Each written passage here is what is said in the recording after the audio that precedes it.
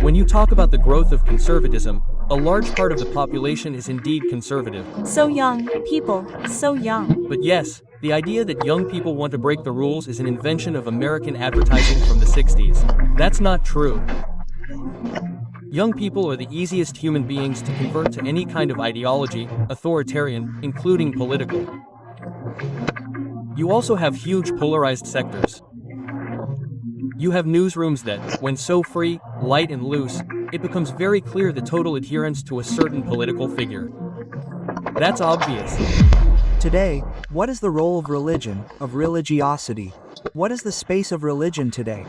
There are many religions, right? And many people talking about them, but with other interests. Yes, today there's a lot of talk about religion in Brazil, mainly because of the political aspect and the growth of evangelicals, right? This is a hot topic on the agenda, isn't it? And it's a topic that even influences the choice of Supreme Court justices, terribly evangelical, as Bolsonaro said about André Mendonça, and now the possible Messiah, who is a terribly pro-PT, Workers' Party, evangelical, right? So, you have this political element in the middle. Religion has always been linked to politics. There's a Christian caucus being formed in the Chamber of Deputies right now. So, religion has always been involved with politics, right? The idea that political religion is an invention of the Catholic Church is just a lack of historical understanding. Since prehistory, it has most likely been involved with power. I mean, whoever has power is directly involved with whoever has power over the supernatural. Because what is a religious institution? It's an institution that represents the supernatural in some way, whether Christian, Jewish, Muslim, Spiritist, or Candomblé. It claims the administration of the monopoly of divine grace. Exactly that. Exactly that. That's exactly it. Now, putting all these issues together, this religion and this Jesus being used for a current conservatism, and a conservatism very present on social media, which basically responds to this, it's an attempt to respond to this enormous anguish that everyone feels. I don't know what your social media bubbles are like, but mine, as a young mother and journalist, is focused on obeying my husband, being a trade wife, coming home, baking bread in the morning. That's a value, absolutely. Not even obsessed. You ask, imagine, you don't know journalists. But it seems to me a great response to this anguish we've been talking about, right? These social media bubbles with the neighbor, with the greener grass. And religion is very much used for this, as a tool and not as an end. Do you have that feeling too? Is your bubble also super focused on baking bread and taking care of the child at home? No, because in reality I'm not on social media, that's the only reason. I'm not. I am, but I'm not. I'm acting professionally, but Camilla, who works with me, is the one who manages it, right? So I'm not doing it in that sense, but religion can always be used as a tool for anything, right? And in this specific case you're talking about, the growth of conservatism, a large part of the population is conservative, right? Because they understand that life should be the way it always has been and that the world is becoming too modern. But they're so young, people, so young. But yes, young people. The idea that young people want to break the rules is an invention of American advertising from the 60s. The easiest thing. This American advertising media, it's terrible, right? It controls us, right? But the idea that young people want to break with structures and all that, that's not true. Young people are the easiest human beings to convert to any kind of authoritarian ideology. They embrace anyone, including politicians. Yes. Right? It's no coincidence that young people are fundamental in any kind of movement, including catechetical movements, in the case of catechetical religions. Now, when you talk about bubbles, you have these bubbles that I've heard of, including the treadwife bubbles, and so on, right? And you have political bubbles, because, broadly speaking, something that happened after the French Revolution is that politics began to claim the role of grace. In what sense? From a Christian, European point of view, grace has always been that which restores the world, which is in pieces in that sense. And after the French Revolution, politics came to be seen as the element that will restore the world. So, politics became religion for a lot of people, as we see today. Yes, but the very idea of charisma, Weber took from the letter of St. Paul, which is divine grace. Charisma means divine grace. And Vera created the charismatic political type, which explains a lot of the political history of the West, at least. Which is always there, right? We have ours here, we've had them, we have ours currently. So, therefore, religion, yes, conservatism, yes, many conservative people. Young people like totems. They like symbols, they like t-shirts with symbols. Very easy to convert. Yes, but converting someone older, with a certain ethic, there's resistance, right? But what is the encounter like between a philosophy professor and young people who come to study philosophy? Are they open to philosophy? What is that like? Upon arrival, the encounter of the young person with philosophy. Over these years, I've always liked teaching. So, for example, I always started the class because now I don't teach at the undergraduate level anymore. On the ground, I record classes for my schedule. At FAAP and PUC, I give a philosophy seminar, one class a month, all because of my schedule and because work in the press and media has taken over practically everything. But, over these years, the experience has almost always been positive, but positive in the sense that, for example, starting a class, I can give an example, who here believes in God, for example. Instead of going into explaining Aristotle, the maieutic method of Socrates still works better in the classroom. The number of people who believe in God here has been increasing over the last 2 years. And from what my colleagues say, I occasionally go into the classroom to talk about the classes I've recorded, so it's been increasing, right? Oh, who here is an atheist? Oh, you're an atheist, why? Oh, my family, I don't know what. There's that angry atheist who's angry at their father, mother, priest, I don't know, who thinks atheists are intelligent, which is a big mistake. It's much easier to be an atheist than to be anything else, right? And then there's that atheist who's kind of blasé, with the whole family being religious. Oh, you're an atheist? Yes. Oh, why do you think you were born? Why are you here? Quote. Because you believe in God, because God planned it, because you have a mission, because I don't know what. And you atheist, you think you're here? Why? I know why you're here, because your father ejaculated in your mother one day. Quote. It's like discovering a whole new world, right? Which is the world of the logical consequence of what you say you believe. And then the person feels surrendered to what the philosopher calls contingency. They don't know what that is. By chance, right? And normally this creates a very big impact. So my experience in the classroom, teaching philosophy to students, has always been an experience where I would start by playing the Socrates, giving them enough rope to hang themselves, and then the person would realize, It's political correctness. I was one of the first, cousins, I'll use the word here, to denounce political correctness, this culture, right? What is the current state of political correctness in universities? What is the current state of companies? We see that there is a reversal today in many of them that adopted this culture a lot, or that today you see that they are returning, but what is your assessment? Because you denounced this back then and many people pointed the finger at you saying, no, this is completely wrong. Yeah, right? It's funny when you realize something. I think today, well, not today, 2019, I did a new edition of the book on political correctness. The book I think is from 2010 or 2011, around then.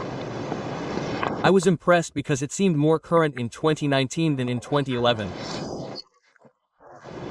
Because, here in Brazil, for example, political correctness continues to dominate universities, continues to dominate a large part of the newsrooms, right? In a particular area, the field of art and culture is completely permeated by political correctness.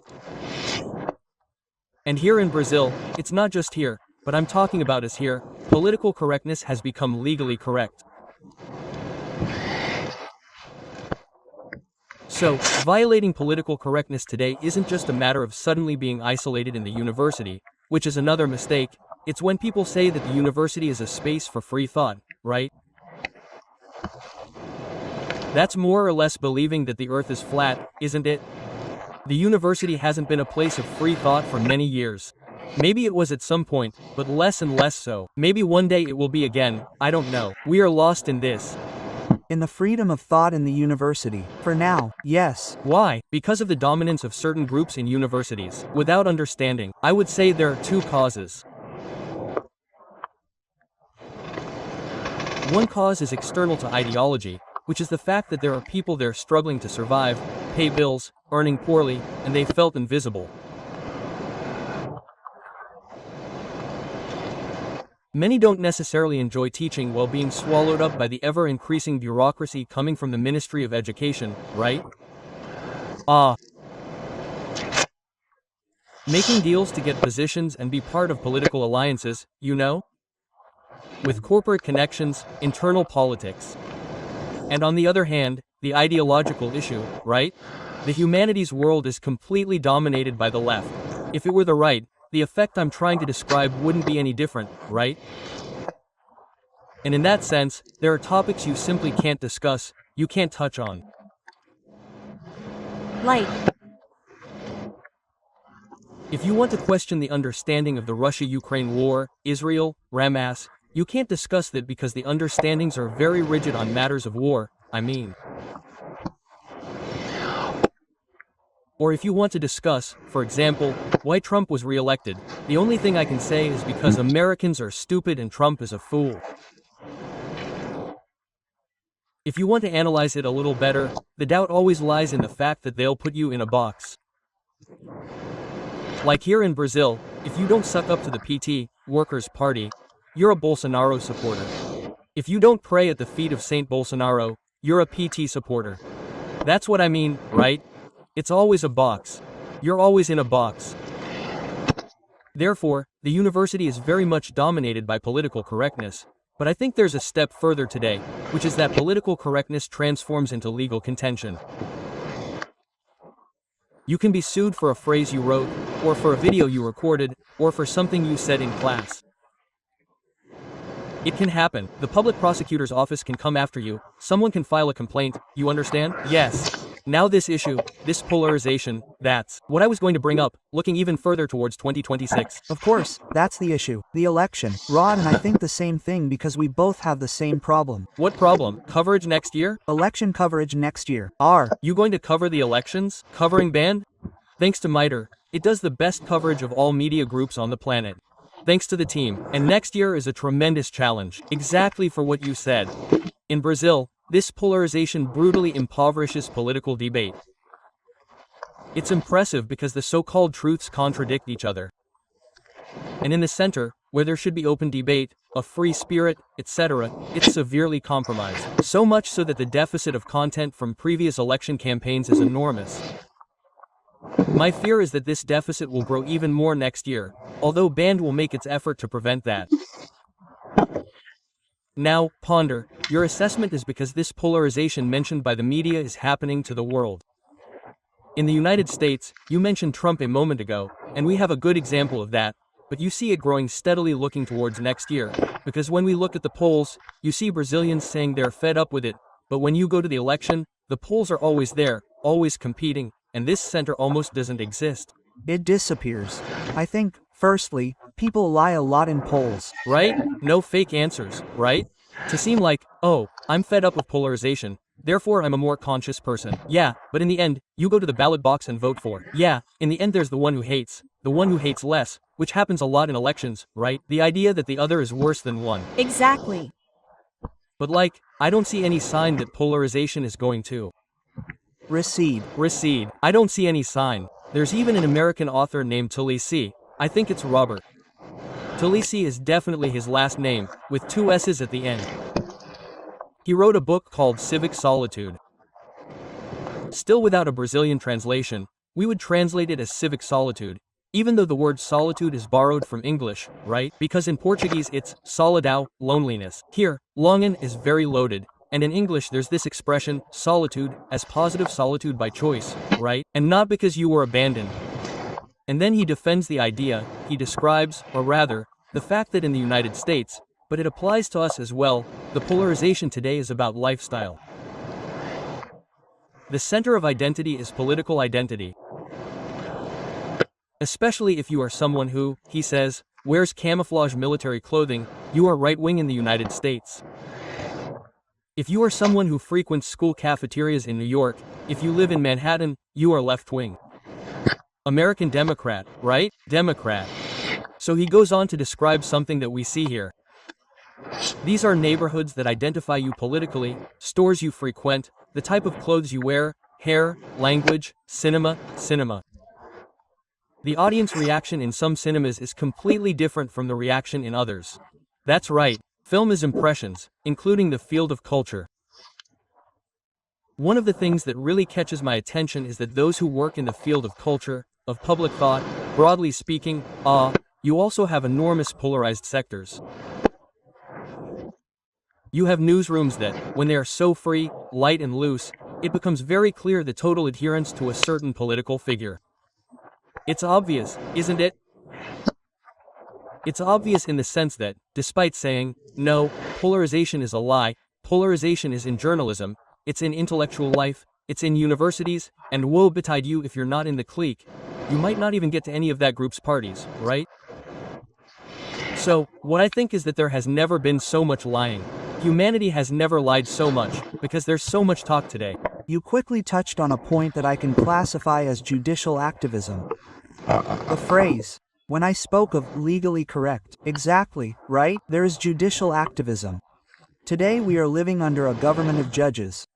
Fernando Schiller, your professor, your fellow philosopher, right? He talks about epistocracy, right? How is this judicial activism and the weight of all this in our daily lives? Shun is talking about epistocracy, because that's a concept that even has an American political scientist named Jason Brennan. I think it's translated into Portuguese in his 2010 book, Against Democracy. The book, in reality, is an essayistic exercise to say that democracy has many problems and the ideal would be to constitute an epistocracy, which would be like a government of the most capable. Right? And then you arrive at the idea, let's say, of that group of wise judges administering the country, right? And the author does this as a kind of provocation, right? For example, only those who pass a repertoire test can vote. He gives examples in the book. It's not like when you have to get a driver's license. To drive you have to get a license. So, to vote you would have to get a voter's license that shows you no X, no Y, no geography, I don't know, a lot of things. The application of this concept, the idea that we are governed by, let's say, a republic of judges today in Brazil. I don't think that's absolutely true, but I think it's an issue we need to pay close attention to, more and more, for several reasons. First, because the Supreme Federal Court itself is showing certain internal cracks, even now with this story about the transfer of F. Yes, that's it, right? You realize that there's a, look, when the spotlight shines on someone and the camera is focused on them, you have to be careful, not everyone can handle it. So, an institution like that should be almost monastic. Nobody should see it, it shouldn't appear anywhere. Because when it does appear, you shine a light on it, you investigate, or someone comes out publicly and makes a statement. Oh, so what's going on, SF? What's this story about asking to leave one place to go to another, right? So, another thing is this. If you think about Lula's possible re-election, now the polls seem to indicate that he would be re-elected. I don't know, yes, and he confirmed in recent days, as was to be expected, that he will be a candidate. Yes, there's no one else, right? Yes, on the left. Who on the left? Bolsonaro isn't ready. And many people think Bolsonaro is his heir, but, you know, Haddad, at least he hasn't managed it yet. So, let's say Lula runs and Lula is elected. I don't know if he'll be elected, but it's a possibility. There are only two in the second round. It's a possibility that it's him. If he's elected, he stays until 2030, right? Isn't that right? Exactly. So, thinking off the top of my head, at least 3 ministers will leave by 2030.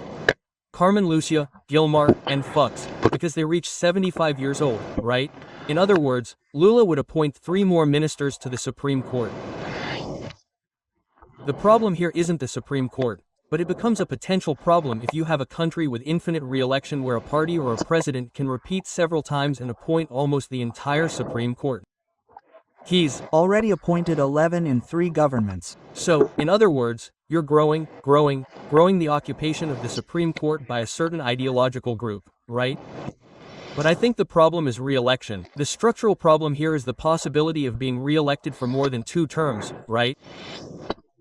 And then, you have another problem, which is this epistocracy, right? To follow Schuler, this epistocracy is a concept applied here that is quite contaminated by ideology. The author didn't think that way when he invented the idea, right? On the contrary, he would be outside of that. But it's more or less the same mistake as Plato and Socrates. The idea that the wise philosopher would be the best ruler. Plato put this into practice in Syracuse. They almost killed him, right? So it's good to remember that Plato and democracy have nothing in common, nothing. Plato, it seems that Plato thought democracy was the end of the world. A disaster, right? That's it. It's worth remembering that perhaps even Socrates had his reservations about Athenian democracy, right? But that's another story. So I understand that, yes, today we may be experiencing a certain inflation of the judiciary, and not just the Senate, right? And this inflation is due to the growth of the litigation market itself, of legal disputes, right? People are saying, I'm going to sue. Brazilians are suing everyone. It also happens a lot, Professor, that Congress often omits itself or takes the initiative to send to the Supreme Court what Congress should resolve. When the Supreme Court receives it, it doesn't react, right? You send too much, and it reacts. But I think this has been present in legal education for some time now. Just read articles by those who work with legal education in universities or by knowing colleagues. You have an ideological tendency. Yes. Now, Professor, is it part of your concept of political correctness to expect a woman on the Supreme Court? How does That fit into your concept of political correctness? To want to root for a woman on the Supreme Court? I think it would be good to have a woman on the Supreme Court. No, it wouldn't be politically correct. It's politically correct, but regardless of whether it's politically correct, I don't think it would be a good thing, simply because you have a vacancy and you could increase the number of women there. I don't need to be politically correct for that, you know? Yes,